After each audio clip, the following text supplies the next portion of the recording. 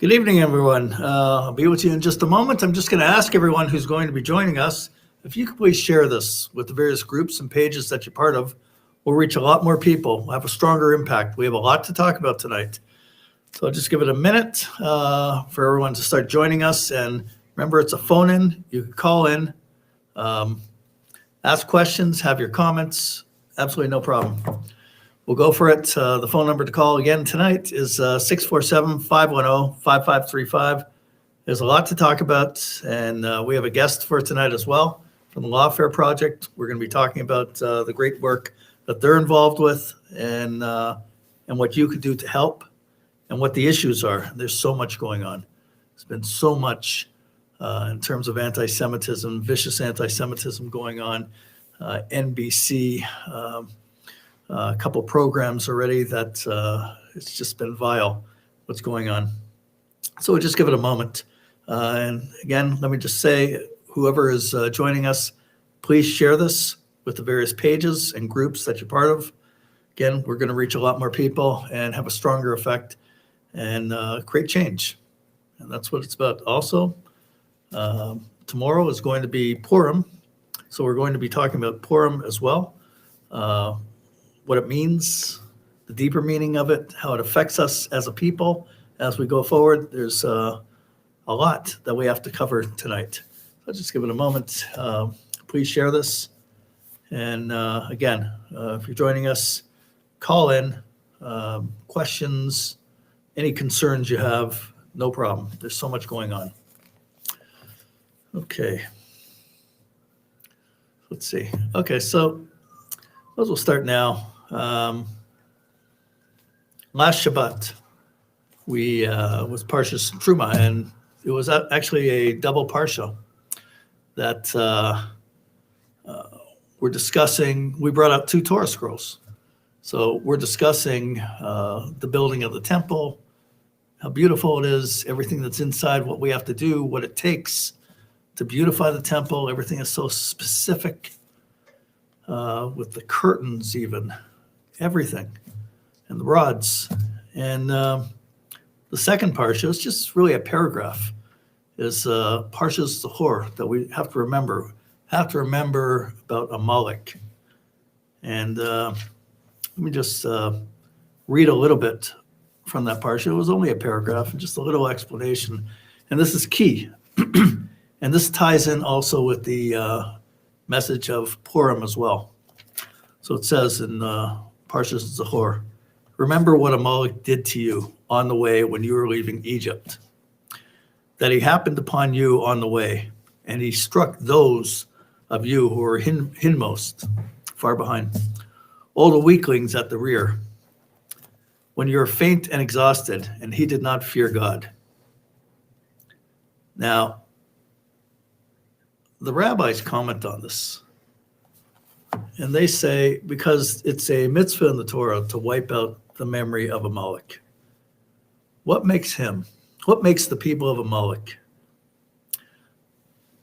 such an enemy of the Jewish people, an enemy of God, that it says right in the Torah what to do? What to do? Not a normal enemy.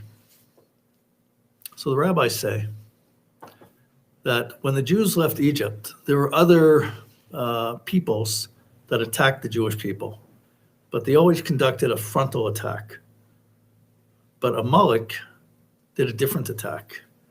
They looked for the weak in the rear. They looked for who may have been tired, who may have had problems with their faith, with their commitment, who weren't fully committed. And they looked for them, and they looked to first annihilate them or use them against the Jewish people.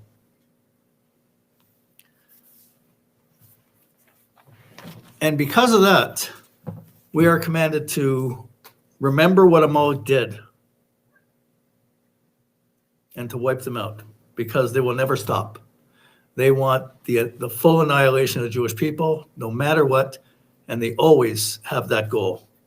They're like the Nazis of that generation, just fixated on the Jews. During the Holocaust, remember, There's a war going on. And the Nazi machine was fighting against the Brits, the Americans, others. And at the same time, they were exterminating Jews. They considered it a war on all fronts. They considered it their mission to annihilate the Jewish people. That was the mission of the Amalekites. That was the mission. Now, we have a tape. I'm going to explain something about Purim, but I want to show this tape. This is pretty critical because we're facing an enemy today, the BDS and Iran and all their proxies that delegitimize the state of Israel and delegitimize the commitment that Jews should have to the state of Israel and the land of Israel and our connection. And they look for those who are weak in the Jewish community. They look for those who have no faith or are sitting on the fence and don't know, who are confused. They seek them out and they befriend them and they use them against the Jewish people for their ultimate goal. And what is that ultimate goal? It's not peace. It's the annihilation, it's the eradication of the state of Israel. That's their goal. That's what it's been since the state of Israel came into being in 1948. That's what it is now as well. The founder of the BDS movement, Omar Barghouti, makes it very clear. He says they will never accept a Jewish state of any size. That's it. That's what Iran says. So if our doctor in the studio could show this little clip right now, I'd really appreciate this.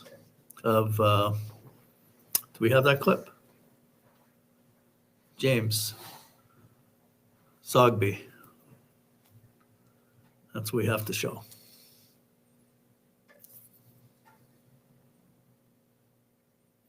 It's coming up. Last election, 7 cities elected Arab American mayors, bringing our total to 24 nationally. And in 1988, in 9 Democratic Party state conventions, we passed overwhelmingly platform planks calling for Palestinian statehood. They were passed with leadership by Arab Americans, but with cooperation of progressive Jews. All across the country, this relationship is growing, developing, and making, I think, a deep impact in American society. You know, the Intifada has not only had an impact here, the Intifada has transformed the Palestinian personality.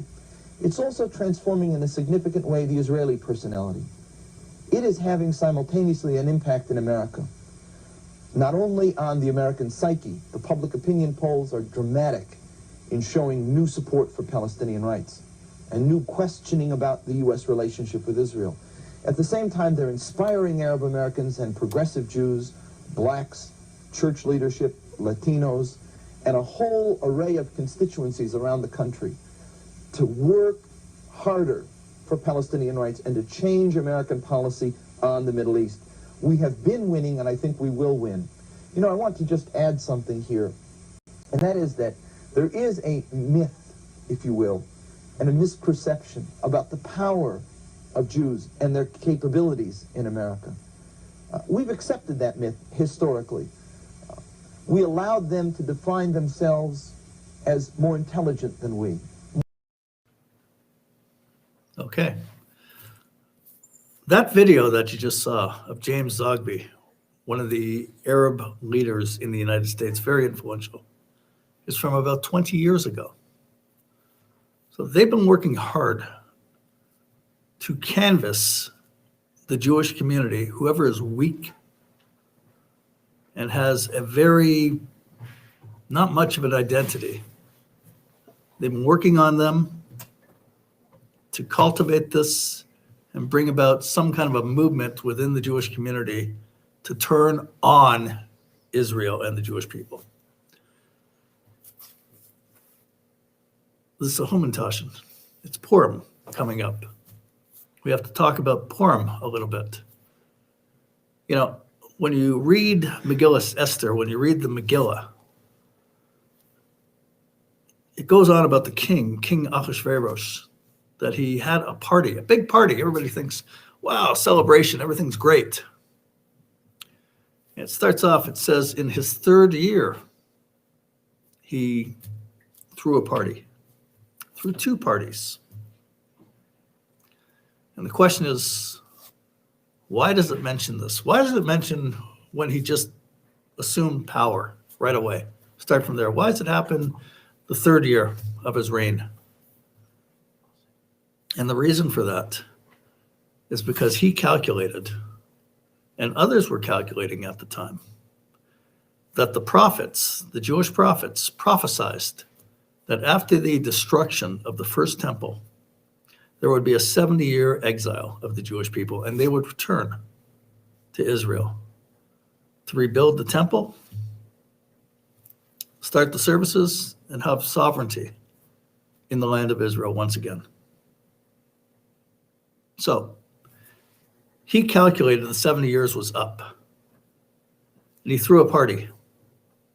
And as we talk about in this parsha, last parsha, about all the ornaments in the temple and the curtains and everything and how specific they are, he had the vessels and he had the curtains, and he paraded these items in his party, and he invited the Jewish people, or he told the Jewish people, you attend.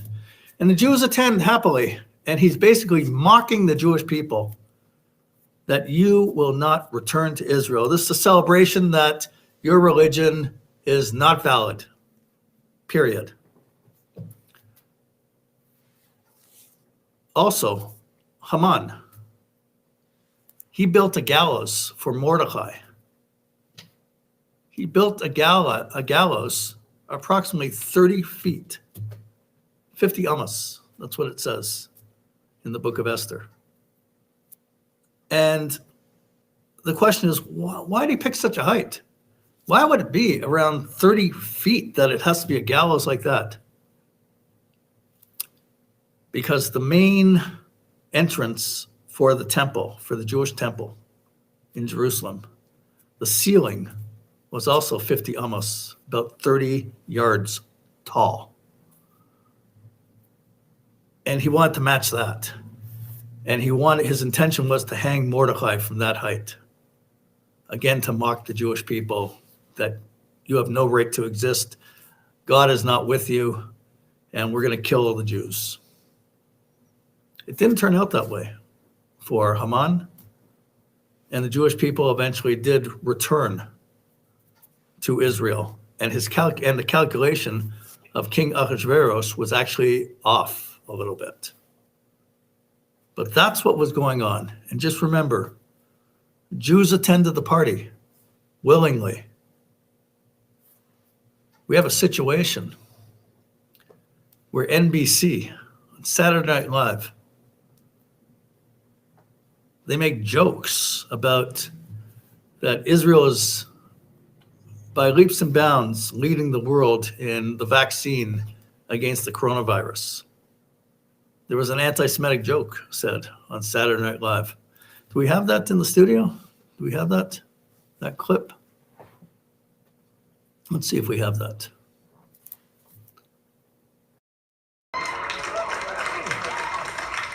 Israel is reporting that they've vaccinated half of their population. And I'm going to guess it's the Jewish half.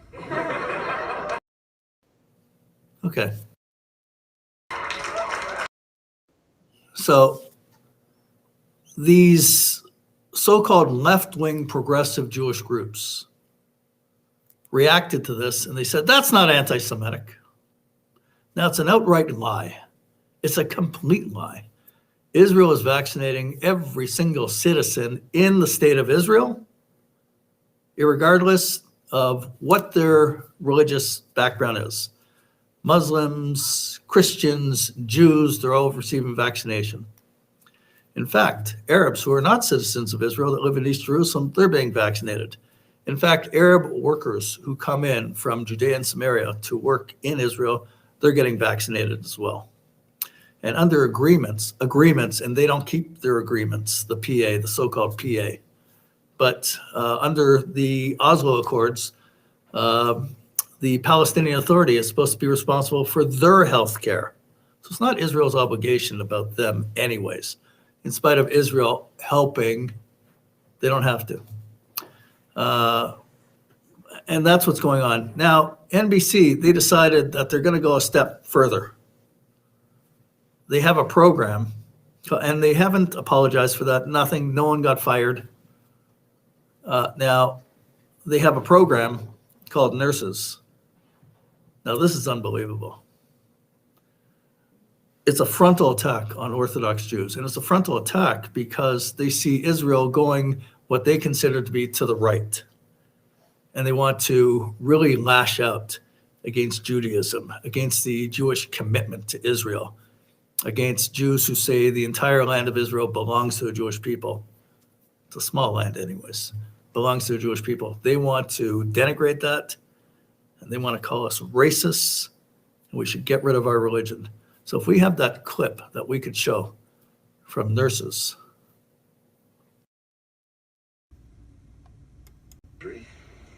Graph, where does it come from? Oh, one moment. The graft, where does it come from? It's called an aloe bone graft. It's harvested from a deceased donor. But you want to put a dead leg inside of me? They're a goyim leg. From anyone. An Arab, a woman. Or God forbid, an Arab woman.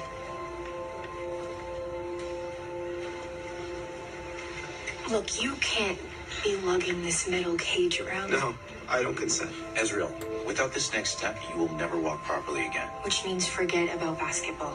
Well, which is obviously what he wants. It's God who heals what he creates.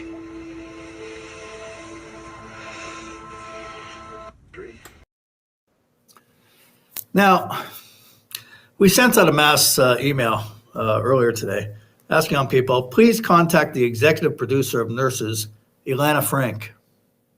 Ilana. Please contact Ilana. What kind of sense does this make? The producer also of Saturday Night Live, another guy, Jewish. What's going on here? So they're allowing this. They're claiming it's not anti-Semitic or anything like that. It is. Let me get rid of what's going on the screen. There. So we have a lot to talk about. People could call in. Also, we have Henry Shiner, who's with us from the Lawfare Project, and he's going to join us. He's going to speak about our legal rights and what his team of lawyers are doing to combat these threats going on, this new anti-Semitism, and it's vicious. If we could bring Henry on. Today, the civil and human rights of Jews are being violated on campus, in boardrooms, and in the public sphere. There's one organization standing up to fight this hatred in the courts. The Lawfare Project facilitates civil rights litigation around the world by providing pro bono legal counsel and financial support to anyone who is targeted because they are Jewish or because they advocate for Israel. We manage an international network of more than 350 lawyers and are the only pro-Israel litigation fund in the world. And we have advanced more than 74 legal initiatives in 16 different jurisdictions.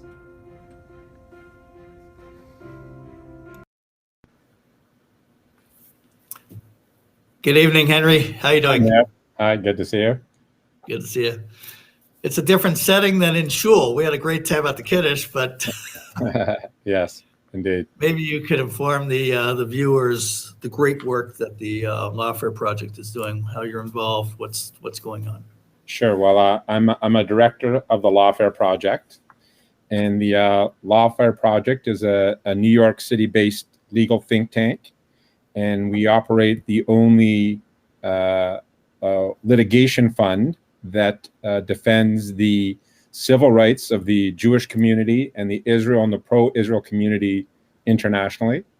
And we approach and we defend across a diverse range of issues. If you go to our website, the website is thelawfareproject.org.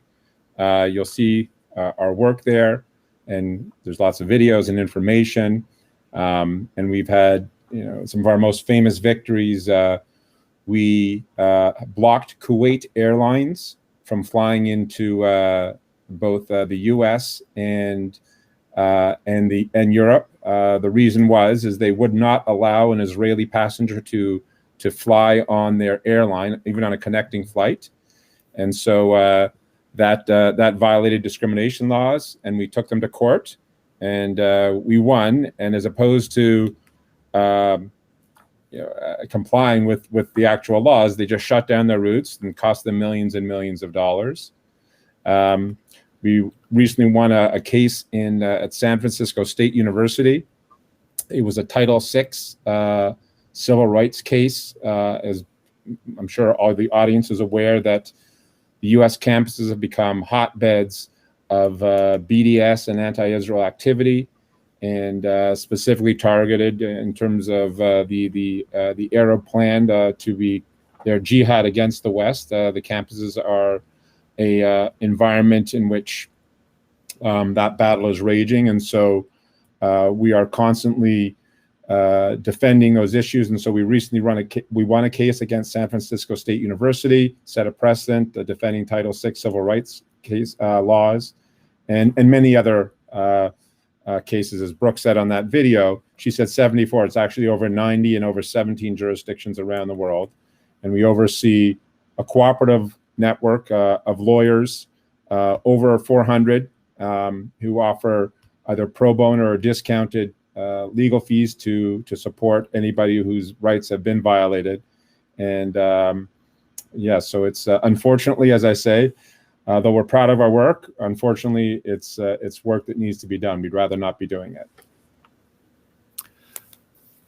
All right. That's fabulous. That's fabulous, and it's ongoing. And I was on a conference call. I remember just over a year ago, Brooke was on the call also. This had to do with York University when yes. Unbelievable. Yes. Can you imagine that a couple of Israeli reservists come to campus, invited by Beirut, Canada, to give a speech, and you have every BDS organization and Antifa organizations that made it public.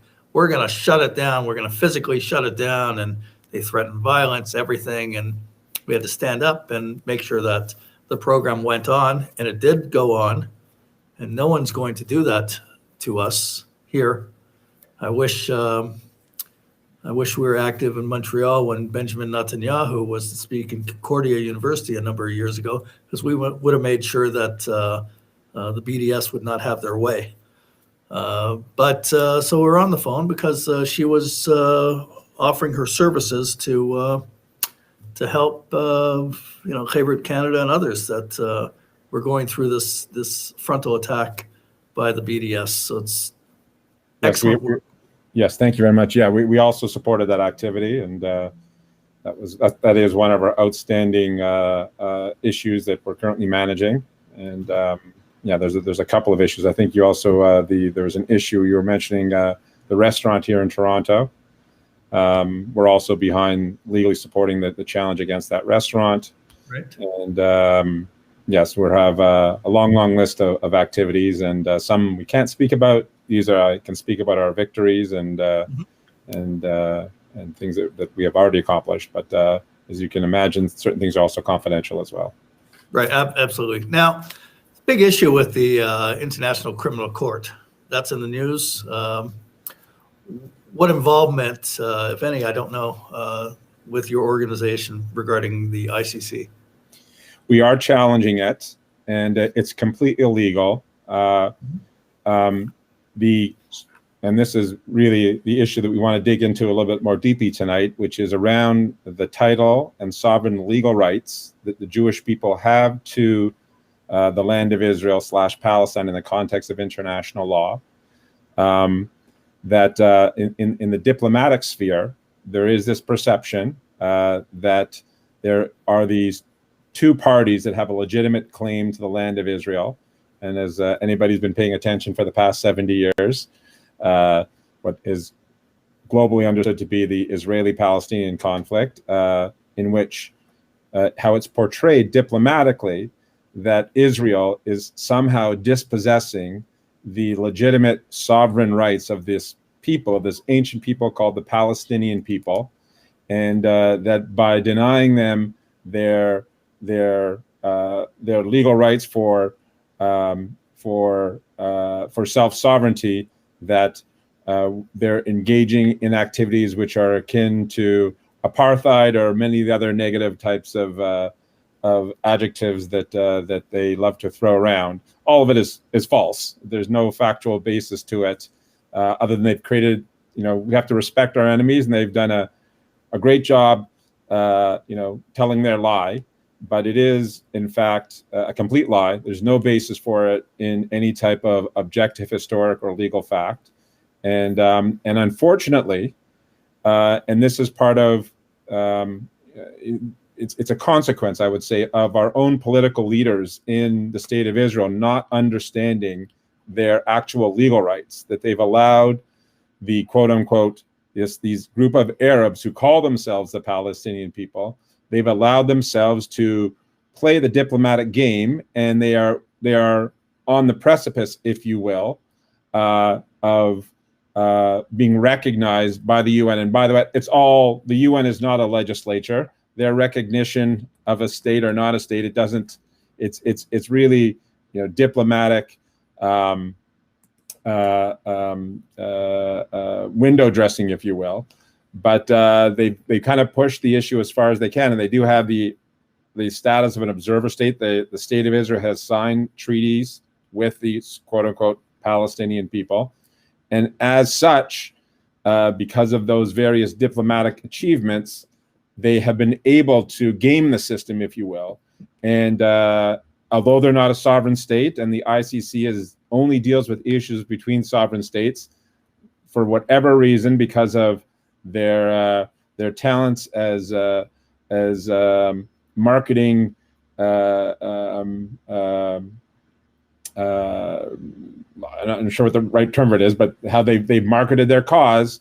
They've taken this completely false and distorted issue, and they've managed to invade an institution like the ICC and gain legal standing. So, of course, all civilized nations are challenging it, but it is an issue, a material issue that we do need to deal with, and that is why our work in regard to the issue of the title and the sovereign legal rights, the title and sovereign legal rights the Jewish people have to the land of Israel in the context of international law is a key issue.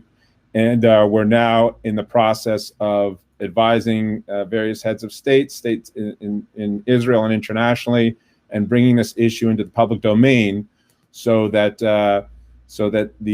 we can defang all of the diplomatic damage that has taken place, and make sure that any conversation is recalibrated back to the true facts of law and history.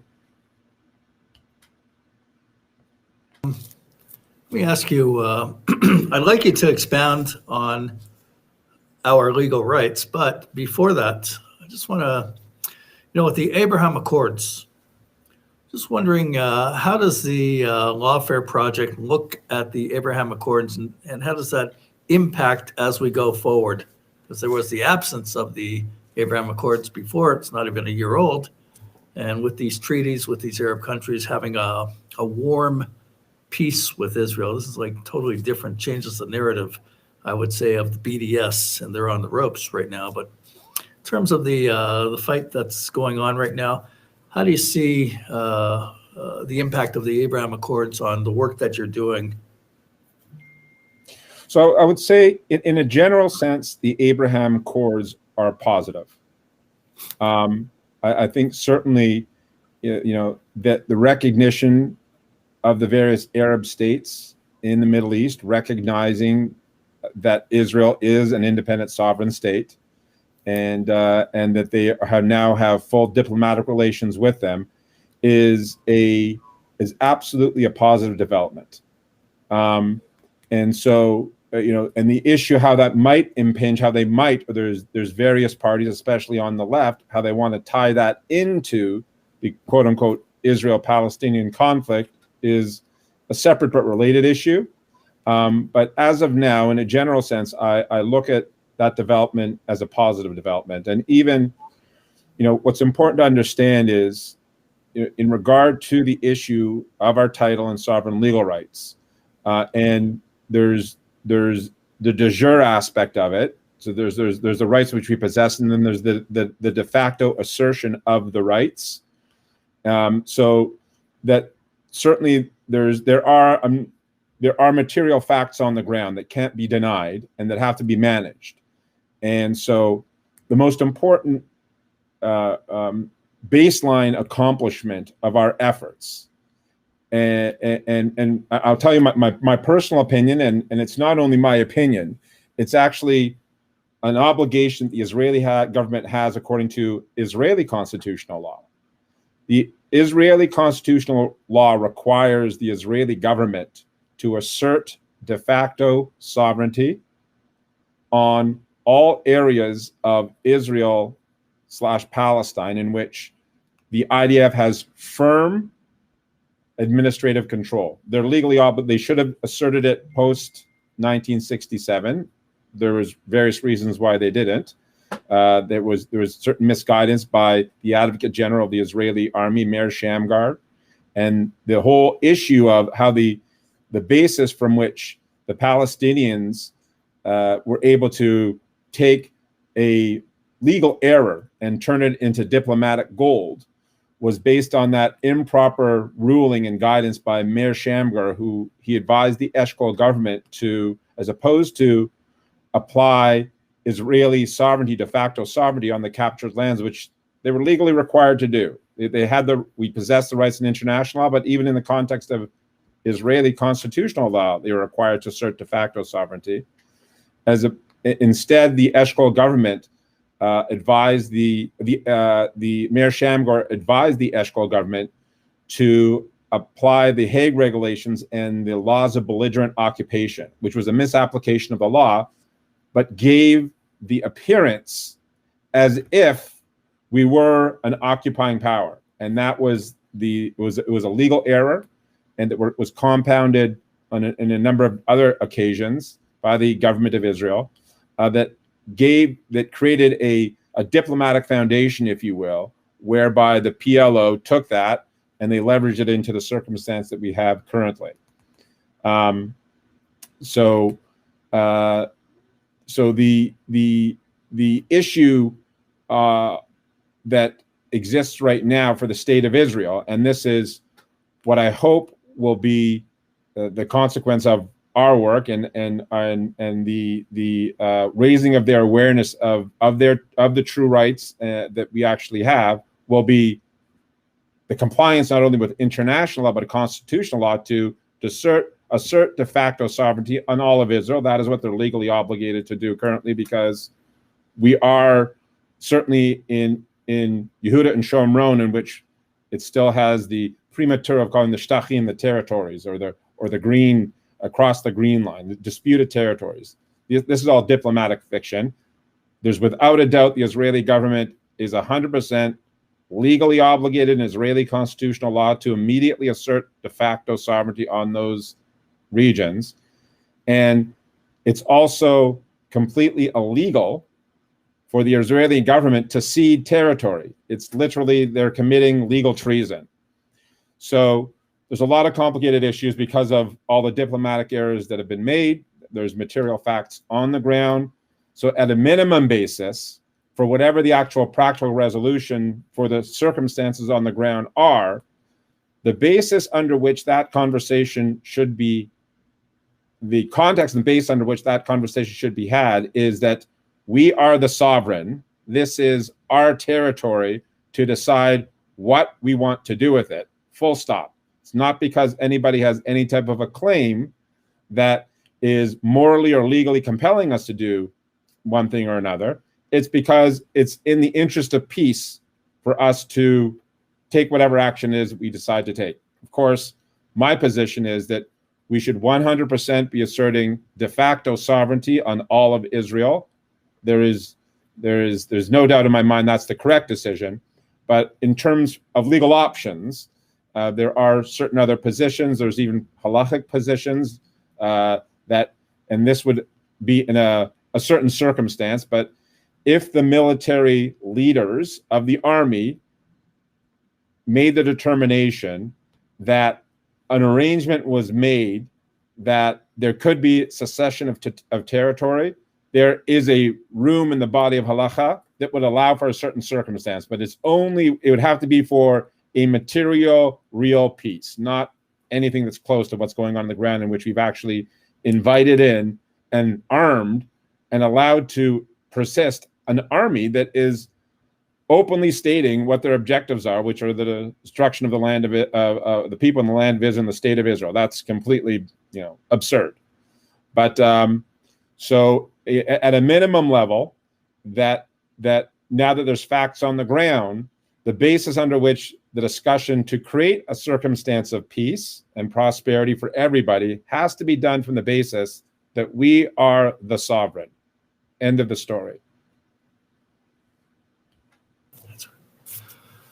All right. So let me ask you, that's clear what you said. Do you want to go over what the legal rights are, the Jewish people to the land of Israel? Sure. So in the diplomatic narrative, and this is what animates the discussions at the United Nations. It also it directs the foreign policy of the state of Israel. It was even referred to when the Provisional Council announced the state when in 1948 when the state was declared. They referred back to an event that took place on November 29th, 1947, which is popularly known as UN Resolution 181, otherwise known as the Partition Resolution. And so that there's this perception within the Israeli government, the media, international media, the diplomatic bodies in the UN around the world, that the rights of the Jewish people to create a sovereign state in Palestine/Israel, or Israel/Palestine, was a consequence of Resolution 1812 of November 20, 1947 in the UN. And that the motivation for that, the world consenting to that, so to speak, it was looked at as a guilt offering, if you will, as a consequence of the Holocaust. So and this is a distortion, but how the narrative has been spun is that the world post-World War II was so overwhelmed with guilt because they allowed the Holocaust to occur that the British, who were in control of Palestine and had allowed Jews for their own whimsical reasons for post-World War I to start to immigrate to the land of Israel, finally pulled out all the stops, and to the detriment of the local indigenous Arab population, they allowed the Jews to create the colonial enterprise of the state of Israel and the land of Palestine. And the Arabs were so enraged that their only option was to wage war for the past of 70 years to undo this injustice that was foisted upon them by the imperial British colonial power.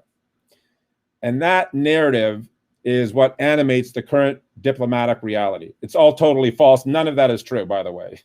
But it is diplomatically true. It's just fundamentally false. Right. The real Go ahead. So the real facts are as follows. Our title and sovereign legal rights were not as a consequence of the events of World War II. They were a consequence of the events of World War I. So going into World War I, and rewinding the arc of history back 3 millennia or so, there was a class of humanity who we call the aristocracy, from the pharaohs to the emperors to the kings on down, who were in control of the sovereign affairs of mankind. And so up until basically the beginning really of the 1800s, late 1700s, 1800s, mid 1700s, 1800s, in which this new polity, this new reality of a democratic nation state that was controlled by its citizens emerged, there began this phase within the history of mankind in which we're in right now, in which we have independent sovereign nation states that are controlled by its citizens. But that, in a relative sense, relative to the arc of history, is a relatively new political development. Up until really until the First World War, the aristocracy was in control of these sovereign affairs of mankind, with their powers diminishing. Well, probably was with the Magna Carta in England, but and they kept on diminishing, in various stages up until the First World War. But up until the First World War, there was a law called the right of conquest, and the right of conquest was the right of a conquering nation to assert sovereignty over the geographic terrain of the nation state at which it conquered. So if you look what's commonly known as colonialism, so the 100 years which preceded the First World War, you had the various aristocratic empires, as well as sovereign states such as Britain and France. They expanded their sovereign control all over the world. They sent their exploration ships all over the world, to America, to Africa. They set out trading outposts. And by their de facto presence in those areas and their ability to assert military and then legal and then economic and cultural control on various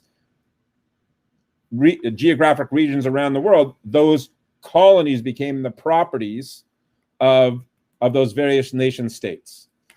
And leading into World War I, the European powers, between the European powers and the United States of America, they controlled between their home base in Europe and the colonies around the world. They were owning and controlling, if you will, 85% plus of the land mass of planet Earth. So going into World War I, that was the situation. On the other side of World War I, World War I was a historic event whereby humanity's industrial capability met their martial ambition.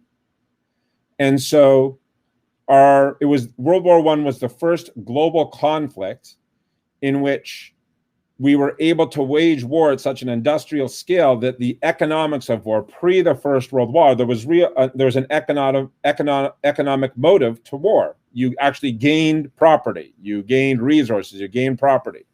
What World War I demonstrated was that there was no net economic gain. There was basically it was mass destruction, and not only the destruction of property, but we literally slaughtered out an entire generation of young men and women. That on the other side of World War I, the casualties were the surrender of aristocratic control over the sovereign affairs of mankind. So the right of conquest became technically illegal. It didn't become into full disuse until post-World War II. And World War II, as a historic event, was directly connected to World War I. But the right of conquest, the beginning of the legal process, at the beginning of the end of the right of conquest ended. And a new institution was created, which was a new diplomatic institution was created, which was the League of Nations. So the advanced nations of the world all became members of the League of Nations. And as the League of Nations, which was created through an international treaty, part of becoming that club is that you were legally obligated to recognize the sovereign borders of every other member state who was part of the League of Nations. And then post-World War I, the United Nations was built on the ashes of the League of Nations. So the notion of the right of conquest, where you could just go to a geographic region, either unexplored, a lot of the colonies were just regions that no one lived. So in Russia, for instance, and even large parts of Africa, when the Russian Empire expanded and when the European empires were expanded, they went to areas where there was no one there. So they just said, this is ours. And there was no one there to contest it. that all became illegal because the right of conquest no longer existed. So, and it was, one of, we'll call a net benefit, so to speak, of the First World War. If anything we learned was the banality of war. That really that war didn't. There's no real logical, and especially based on from a moral perspective and from a practical perspective. Although we unfortunately did not learn those lessons clearly enough, but there was the recognition post the war. The First World War was to have been the war to have ended all of wars. That was certainly the moral sentiment that existed amongst the leadership of the world at that point in time. That the calculus of war had completely changed, and so that in order to express that new moral clarity, the victorious side, the Allied nations, went about setting up new laws and institutions to ensure that that new reality would become the default basis under which nation states interacted each other, and mankind would proceed forward in a peaceful way, both economically, culturally, socially, all the ways in which we will live in a peaceful circumstance. And the way that came about technically, and this is what's misunderstood, and this is the basis and the foundation from which not only we, but also the Arab nations were also beneficiaries of this process as well. But this is the basis under which the Jewish people gained their title and sovereign legal rights to Palestine/Israel. So what happened is as follows. The First World War ends, and the right of conquest still exists.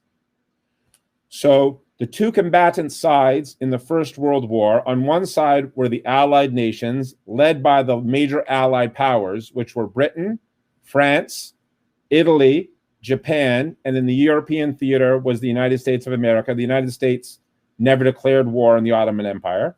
So it was the Allied nations led by the five major powers, against the continental powers, which were Germany, the Austro-Hungarian Empire, Bulgaria, and the Austrian and the Ottoman Empire.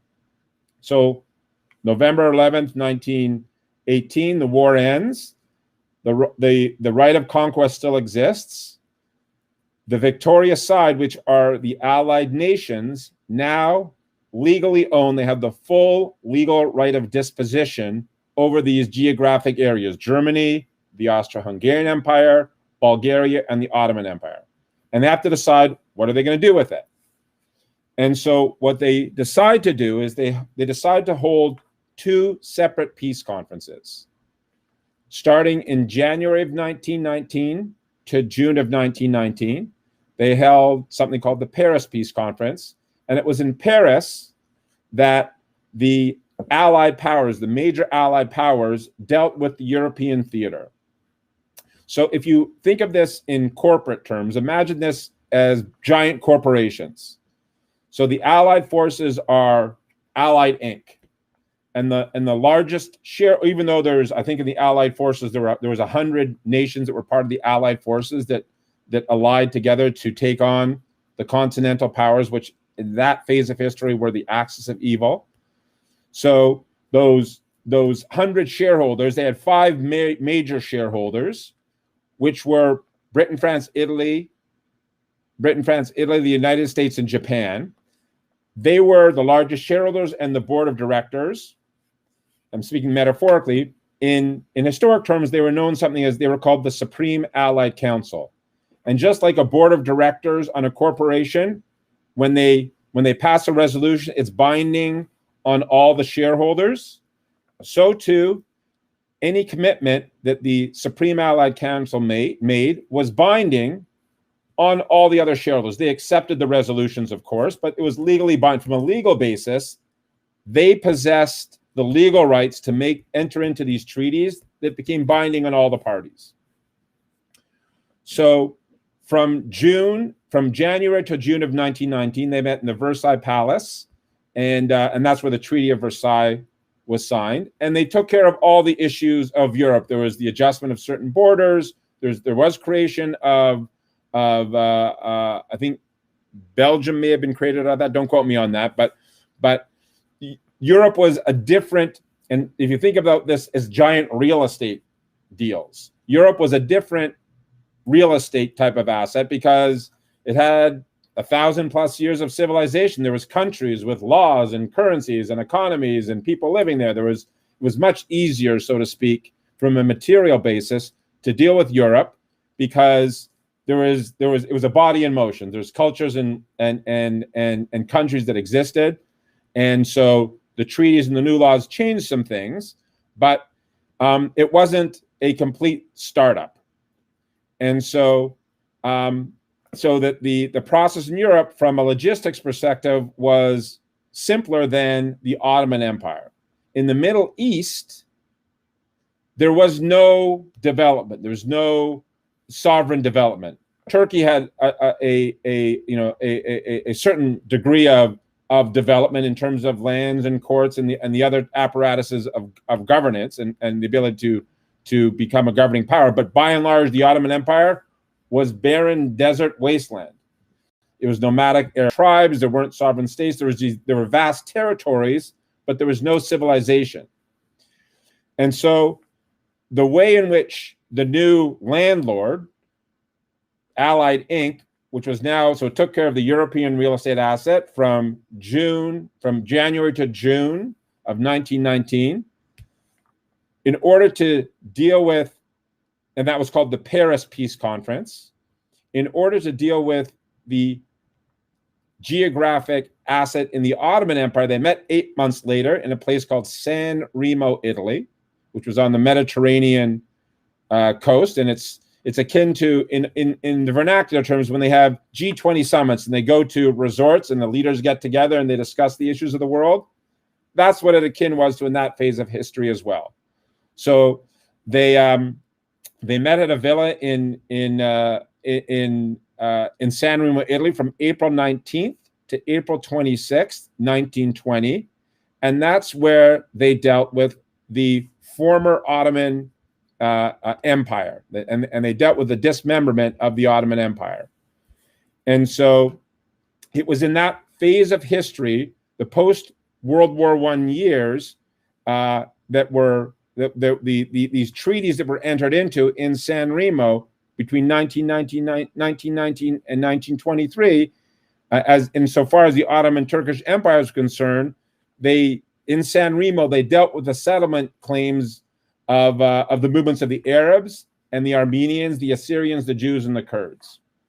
And so it was in San Remo that the Supreme Allied Council issued something called the San Remo Resolution.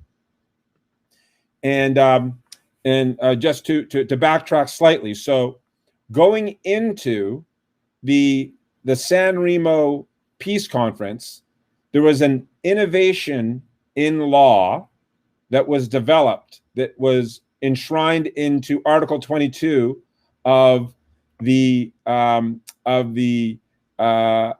Treaty of Versailles, and was subsequently it was incorporated into the Treaty of Versailles, and subsequently became Article 22 of the Covenant of the League of Nations, was something called the Smuts Resolution. So the Smuts Resolution, which was passed by the Supreme Allied Council on January 30th, 1919, created this new system called the mandate system. And so, of course, in the diplomatic distortion, everybody knows that there was the British mandate for Palestine. And so post-World War I, because of the Balfour Declaration, where the British, Lord Balfour, expressed the sentiment of the British government that they supported the establishment of a national home for the Jewish people in the land of Israel, that the British, independently, using their colonial powers and being the last vestige of superpower of the world, to the unfortunate circumstances of the indigenous Arabs, decided to just randomly give Palestine, which was a British possession, over to the Jews, and that's really the basis of the entire conflict of the Middle East. And if we could only unwind that unfortunate event, then we'd have peace. And as a matter of fact, if any has been following the news for the past year, the Palestinian Authority has literally threatened to take the British government to court over the issue of the Balfour Declaration. Of course, it's from a legal perspective, it's totally false. It has nothing to do with anything. The British, there's no such thing as the British mandate for Palestine. And of course, Palestine didn't become the mandate for Palestine, which was the treaty that was exercised, was not a unilateral diplomatic initiative of the British. It was as follows. The British were a member of the Supreme Allied Council. So as I mentioned before, World War I ends. As per the right of conquest, the Allied nations as a whole, but represented by their board of directors, the Supreme Allied Council, have the full legal right of disposition. Just like if you own your house, you get a deed and you want to sell it, somebody gives you some money, and you have the legal right to sell that property because it's your private property at a much larger scale. That's how the Allied nations literally, that legal right they had over Europe, the conquered lands of Europe, Germany, the Austro-Hungarian Empire, Bulgaria, and similarly in the Middle East over the former Ottoman Empire. And so it was Allied Inc. and their board of directors using this new innovation of law called the mandate system. So what was the mandate system? So because the victors realized the banality of war, and they said the right of conquest, we're ushering that law into the ash bin of history. It's no longer a valid way to achieve sovereign conquest. But there's circumstances that exist, whether there's geographic regions where there are civilization or colonial remnants or lands which aren't occupied. There's a way in which we need to administer these lands. And the mandate system, the dot-com phenomena of that phase of history was the get your own independent nation state. And the mandate system was the legal mechanism that allowed, it was a franchise mechanism that allowed for the granting of sovereign rights, and it was the basis under which beneficiaries could then declare sovereignty over various geographic regions. So in San Remo, the Supreme Allied Council on April 24th, 1920, issued forth the San Remo Resolution, and within the San Remo Resolution, the San Remo Resolution was based on certain existing treaties. So it was a consequence of the San Remo Resolution, and the resolution is not hear ye. It's not that type of a resolution. It's a legal document. Resolution is a term for a treaty. So the San Remo Resolution transformed the Balfour Declaration from a diplomatic declaration of the British government into a binding legal obligation. It also took the Smuts Resolution, which was Article 22 of the Covenant of the Covenant of the League of Nations, and the Treaty of Versailles, all were incorporated into the San Remo Resolution, and that those treaties became fundamental, basic acts of international law. And that a consequence of the San Remo Resolution, the Supreme Allied Council issued 3 separate mandates being these franchise agreements, in which they vested the de jure sovereign title and sovereign legal rights to 3 parties. The 3 mandates were the mandate for Palestine, which became Iraq. The mandate for Mesopotamia, which became Iraq. The mandate for Syria, Lebanon, which became Syria, Lebanon. And the mandate for Palestine, which granted the sovereign, the title and sovereign legal rights to the Jewish people to create a sovereign state on what was known as Palestine. And so this distortion in which everyone says there was the French mandate for Syria and Lebanon, there was the British mandate for Palestine and Mesopotamia. They weren't British or French mandates. The British and the French were mandatory. So mandatory is not a grammatical or romantic poetic term. It's a technical legal term. The mandatory is a trustee. So legally what happens is, now go back to the metaphoric state, you have the landlords, which was Allied Inc., wants to have this giant real estate development, and it issues 3 franchise to beneficiary parties, and there was a unique characteristic of the mandate for Palestine relative to the mandate for Mesopotamia and the mandate for Syria and Lebanon. The mandate for Mesopotamia and the mandate for Syria and Palestine gave sovereign legal rights. By the way, this is also a unique attribute of that, to those people who were living within those the context of those borders. They were vested with the de jure rights to create a sovereign state that were laid out in the terms and conditions of the mandate of these franchise agreements. And by the way, it wasn't just Arabs who were living in Iraq, it was also Jews. So this is, once you know the facts of history, some of the paradoxes that actually show up.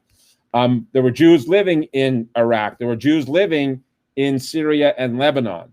So what was those 2 mandates only gave the de jure sovereign title and sovereign legal rights to the people who were living in those geographic regions. And what was unique about the mandate for Palestine, it not only vested title and sovereign legal rights to the Jews who were actually literally living in Palestine, it also made virtual citizens of Jews wherever they're living all over the world. That was one of the unique attributes of the mandate for Palestine. And so it was the British and the French were not, it wasn't the British and the French unilaterally, independently on their own giving those rights. It was the entire civilized nation, was all the members of what became the League of Nations, the 52 nation states who were granting these rights, but the board of directors, the Supreme Allied Council, was binding them in legal terms by their board resolution. And the British and French as mandatories as a trustee. The role of the British and the French were to tutor and mentor and ensure that the beneficiaries of the mandate could actually materially fulfill the terms of the mandate, so that when they were actually able to materially stand up on their own feet, they built courts and economies and all the institutions of the ability to actually act as a modern sovereign state, that once they were in that position, they could declare their independence, and they would be allowed to become part of the League of Nations, and mankind would move forward in a peaceful and prosperous way, make war no more. And that was the vision that was laid post First World War I. And all of those rights, which were granted to the citizens of what is now Iraq, the citizens which is now Lebanon, the citizens of land which is now Syria, and also the citizens of the state of Israel, those rights come from that event post World War I in San Remo, Italy, with the issuance of the San Remo Resolution by the Supreme Allied Council. And all those rights are still fully intact. That the reason we're in Israel right now, that the government of Israel is actually, and the rights were vested in the Jewish people. The government of Israel is an agent, legally speaking, right, for the Jewish people. We vended those rights into the government. They're the agent that is there to, their job is actually to assert those rights. And in the constitutional laws of the state of Israel, all the rights which were in the mandate for Palestine were inscribed into the Israeli constitutional law. It is illegal. It's fundamentally illegal for the Israeli government to cede territory. So Oslo, any cessation of territory, not only is it violation of international law, all the signatories to the United States in a further treaty, it's also, people don't realize that U.S. constitutional law, even U.S. presidents who say the two-state solution, it's not only a violation of international law, it's a violation of the Constitution of the United States. And that is the macro overview level of the actual legal. Henry, let me ask you a question here. Sure. First off, whoever's watching, we're going over the time, which is fine. But whoever is watching, if you have a question, comment, call in 647-510-5535. So I want to ask you, okay, so you go on about the mandatory powers that that divided up the Ottoman Empire, and Syria is created, Iraq is created, all these places. It wasn't the mandatory powers. It was the Supreme Allied Council. The mandatories are, so like, just metaphor, imagine the mandatory power, they own the apartment building. The mandatory are the property managers. Okay. Now, the British and the French were shareholders. They own the building, but they're also the property managers for the building. Okay. But they're not doing it independently. They're doing it on behalf of all the shareholders. Okay. So why is it, after all these countries are coming to being, Syria, Lebanon, Iraq, no one's questioning their right to exist, only Israel? Yes. Is that not the epitome of such hate for the Jewish people? One, we have the Torah, where we're still around. We still believe for all these years, they didn't wipe us out. We're still around. We still say the truth. It says it right there. And this is the basis of the three major religions, the Jewish religion, Christianity, Islam. If you don't have the Torah, you have none of those spin-offs. We're still around. Ben Gurion waved the Chumash and said, this is our deed, though we have all the legal rights and everything that you went through. No one challenges their right to exist, Syria or Lebanon or nothing, but just the Jewish people. You argued you set it out, the legal rights and all that.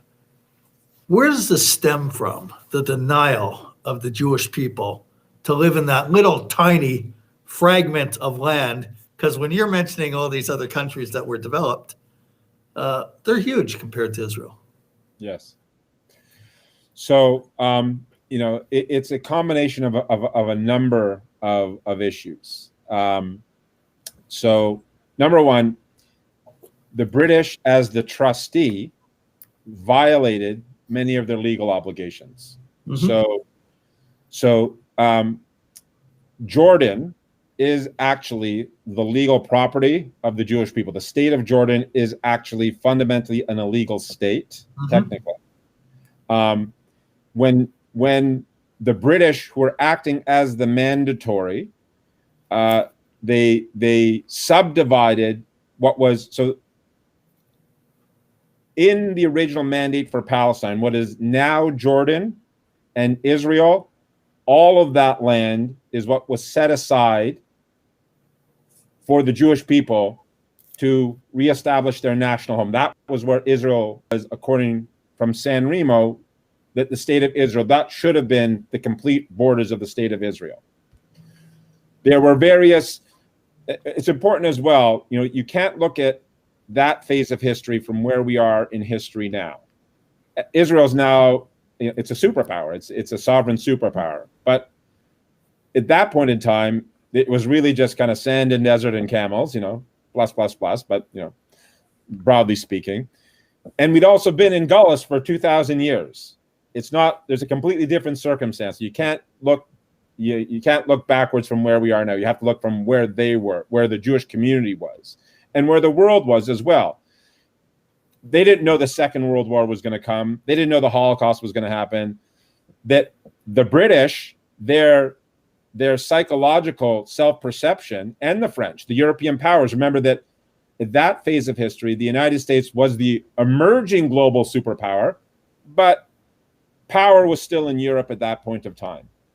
And although they were the leading nations morally, culturally, legally, etc., they still had the vestiges of empire. they kind of felt that they could bend laws and, not necessarily honor rights. No one was looking. There was no internet. There's no CNN, and they could get away with things.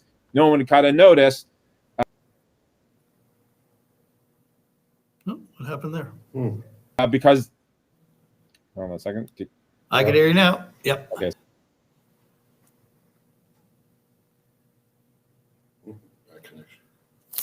I'll make sure I'm on the. I'm just gonna readjust my Wi-Fi connection. Okay. High tech. Low tech. Low tech. Okay. Medium tech. Medium Okay, am I tech. back? Yes. Yeah. Am I back with you? Yes.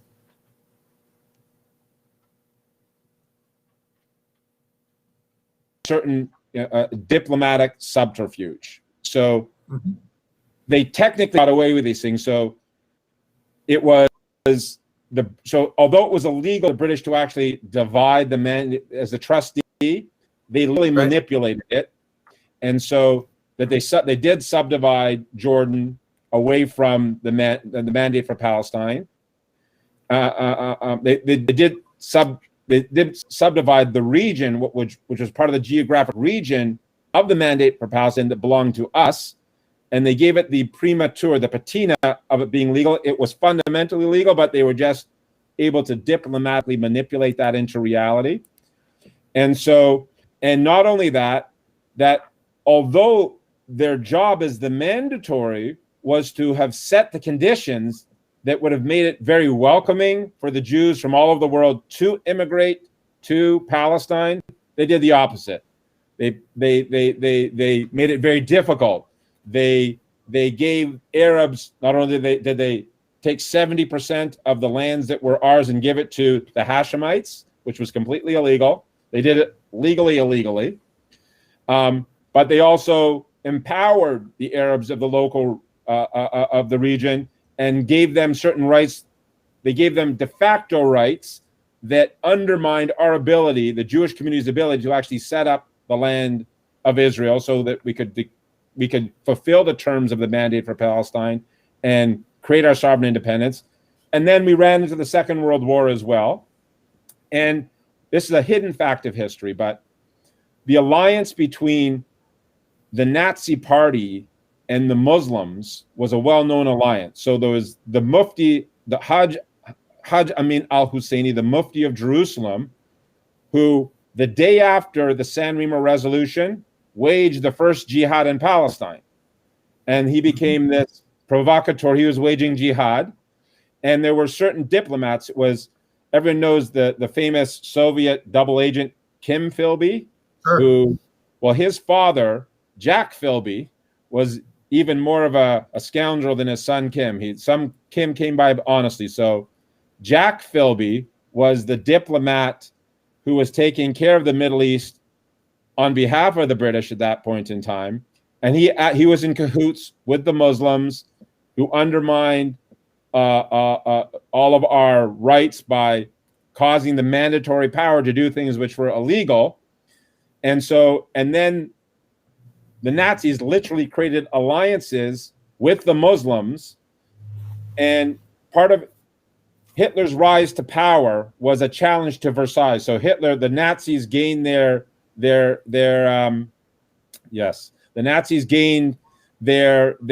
political power in Germany, which it was a reaction to the terms of the Treaty of Versailles. So it was really the Muslims and the Nazis that undid the vision that was set for the world, a peaceful vision that was set for the world by the Supreme Allied Council. It was the Nazis, the Muslims undid that, and that the consequence of the Second World War and all the tragedies of the Second World War. And so all these, and this took place over a period of 28 years. 1920 is when rights were granted. 1928 is when Israel declares its independence. The mandate expires. And at that point in time, there's no CNN, there's no internet. These treaties aren't well known. It's difficult to come about. There's difficult to get to clear understanding. And so there's certain facts on the ground. So at this point, Iraq and Syria and Lebanon had declared their independence. Israel was the last remaining mandated territory. And so when Ben Gurion and the Provisional Council declared the state. They didn't say what they should have said. They should have referred not resolution, the resolution 181, the non-binding General Assembly resolution, which was it's a meaningly legally speaking, it was a meaningless legally meaningless diplomatic pronouncement that it was the partition of Palestine that became the basis for the new emergence of the new sovereign state of the state of Israel. Ben-Gurion literally in a speech referenced that diplomatic moment. What he should have referenced was the San Remo resolution of April 24th, 25th, 1920. Had he done that, the story would have read differently, because we wouldn't be debating around, first of all, the UN General Assembly. It's not a legislative body. They have no rights to set up states or deny states. It's not their role. It's not a court. It's not a legislative body.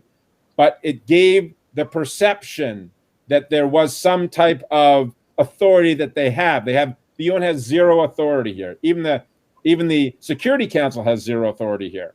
They would have to do certain things. If they attempted to undo our rights, they would simultaneously have to undo the rights of the now Iraqi and also the Syrian and Lebanese people as well. Right. So it was a consequence of a series of the British undermining of our rights, acting illegally. In the course of history, the Nazis and the Muslims getting together to defy Versailles and all the wars that happened, that these events became obscured. And then once, of course, day one, when the state of Israel was declared, there was a war. The next day, they were invaded by 5 armies. And don't get me started on that, but the Jordanian army was actually armed and led by the British. But let's not go there. But and here's another paradox, is that what we call the Palestinians, that the dispossessed Palestinian people, in the light of the true facts of law and history, what they actually are, there are Israeli citizens who on their first day of citizenship committed treason against the new nation state of which they were citizens, the punishment which of is, the death penalty or life imprisonment, but not how they've spun it into the dispossessed independent Palestinian people. But it was a consequence of these events, these historic events, and the ignorance of the political leadership of the state of Israel, and even its judiciary, which was influenced, that obscured these facts. But now there's been great legal scholars. I'm standing on the shoulders of great legal scholars, both who happen to be Canadian, by the way. And there's a U.S. lawyer as well. The Canadian lawyers, his name is Dr. Jacques Gauthier, who's still alive and with us. And the other lawyer's name is Howard Grief, who unfortunately passed away. Right. And there's a U.S. international law lawyer. Her name is Cynthia Wallace. So Cynthia and Jacques are the two greatest living international law lawyers who understand all these facts, who the Lawfare Project is working closely with, to now bring light onto the true facts of law and history to correct this circumstance that we've allowed to develop. Henry, we went over the hour anyways, and that's fine. We're going to have you on again, because there's so much to talk about on this issue. There's so much going on. There's so much we need. I need our doctor to cut in. Anyone could call in still. The number is 647-510-5535. I need our doctor in the studio to, because of the NBC show Nurses, with the vicious anti-Semitic attack, the recent one, portraying Orthodox Jews that they hate everyone, and you can't give us a limb from some other body in order for us to live, or anything like that. Complete anti-Semitic fabrication. But maybe our doctor could shed a little bit of light, because he looked into this a little bit more deeply. I'll go through this kind of quickly. I'll squeeze in 15 minutes of talking, about 4 minutes. But first, let's refresh our memories as to what this kind of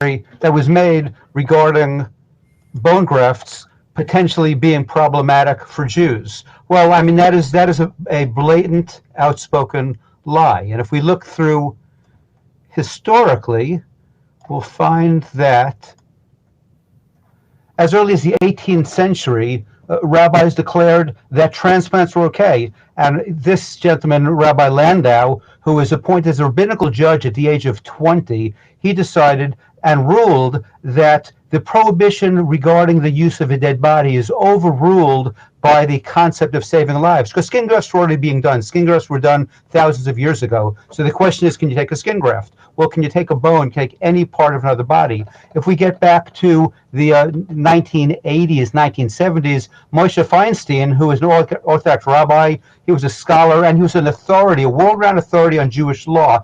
He stated unequivocally that one can have an organ transplant even from a corpse. So that certainly supersedes any conversation regarding the use of bone grafts.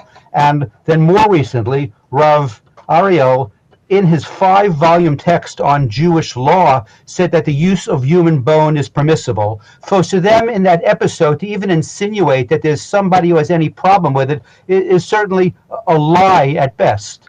To further along, there's a official state of Israel, as well as a chief rabbinate, has determined that organ donation is permitted. And in 1995, the American Orthodox Society endorsed the position not only that organ donation is permissible, but it's required in some situations, and they started the Halachic Organ Donor Society.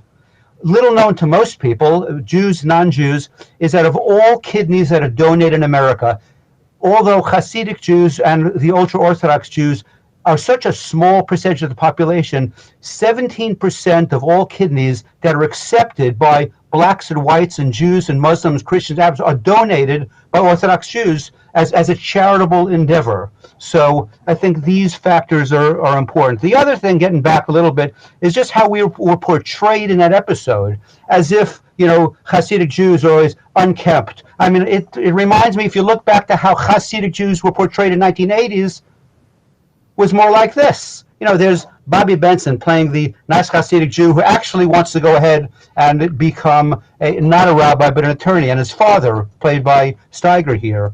And Hasidic Jews have been portrayed throughout television, throughout movies, as being likable, as opposed to this episode, which showed us to be unlikable. You know, this is certainly other portrayals in television and the media, everybody from Fiddler on the Roof to Melanie Griffith and her love interest in A Stranger Among Us, to a newer movie coming out, or even in Frisco Kid. So the concept that Hasidic Jews are unkempt and mean and won't accept bone grafts is a blatant lie. Absolutely. Absolutely. Well put. Listen, what's that? Well, thank you. I want to thank everyone for joining us. It was a tremendous show. We'll have Henry back on another episode because there's so much to cover. A lot of information today, and this is just a little bit of information. But we have to combat the lies out there, the BDS out there. We're doing it. A lot of tremendous respect for the Lawfare Project, for the fabulous work that they do. And Thank you. you know, they need encouragement. We're all in this together, and if I we can, don't have to reach out to the J Streets and the J Spaces and BDS Jews and think that we have to be friends with them, bring them in, or anything like that. We have a lot of work to do with those who are on our side. We have to embrace everyone who's on our side, give them encouragement, groups like the Lawfare Project and Henry, what he's doing, and others who are with us on our side. That's what we have to do, and bring about a strong, uplifting unity with us. And we'll take on the challenges. We are taking on the challenges. There's so much work to do. It's only 24 hours in a day, but make use of it, and that's what we do. Let me thank everyone. Let me thank Henry, our doctor in the studio, and we'll have more guests on as well, and more interaction. We went, it was almost like an hour and a half, the show. Maybe that's what we'll do. Maybe we'll have two shows a week even, because there's so much to cover. Henry, any final words? Yes, I would just like to, put out to the audience that especially I know that the campuses have become hotbeds, and so the Lawfare Project, if you go to our website, thelawfareproject.org, we do have a hotline. So any student on any campus, anywhere in the world, but especially in the United States, if you are confronted and you feel that your civil rights are in any way, shape, or form have been violated, we have a hotline. Pick up the phone, call us. You'll speak to our lawyers. They will take your call, and we will assist you from a legal perspective to defend yourself legally against any type of negative interaction that may have resulted because someone is denying your basic civil rights. Well, thank you. I'm into that. That's terrific. Everybody should have Quick closing comment about the bone grafts I'd like to make is that I use bone grafts. I'm a reconstructive surgeon, and I called the rep for this company, which supplies bone grafts. And they told me specifically they have never in over 30 years had a Jewish person not accept a bone graft. And they have had other religious groups, particularly Jehovah's. So it's kind of interesting, once again, that, we're the scapegoat for lies from the left, from the right, from all over the place. And as Henry said, Israel's emerging as a superpower. Can you believe it? I have family that, I don't have grandparents because of the Holocaust, and I'm not alone on that either. I grew up with many friends of mine, same situation, from where we came from. And when Henry says Israel's emerging as a superpower in the world, it's unbelievable. Israel is selling Canada drone technology. Do you believe it? How advanced Israel is. And Israel, the advancements also in the medical field with the vaccines, leading the world and being accused of vaccine apartheid. That's what they call it. But onwards and upwards we go. It's unbelievable. I want to wish everybody a Chag Sameach. Purim is tomorrow. Enjoy, internalize the lesson of it. We'll see you next week. We'll have, maybe even Henry back next week to explain some more. There's so much to explain. There's so many challenges. We just touched on a little bit of the anti-Semitic attacks against the Jewish people and Israel, and problems with so-called progressive Jews that are stragglers out there that obviously the BDS and those that want Israel destroyed, they target them and cultivate them and put their arms around their backs and say, you're special. We need you to help us destroy Israel. It's just unbelievable. But listen, thank you very much for joining us. Look at the map. Little tiny Israel. You can't even see it. The other countries you could see. And that's not even enough. Thank you for joining us. Shalom, shalom. It's been an honor to speak with you.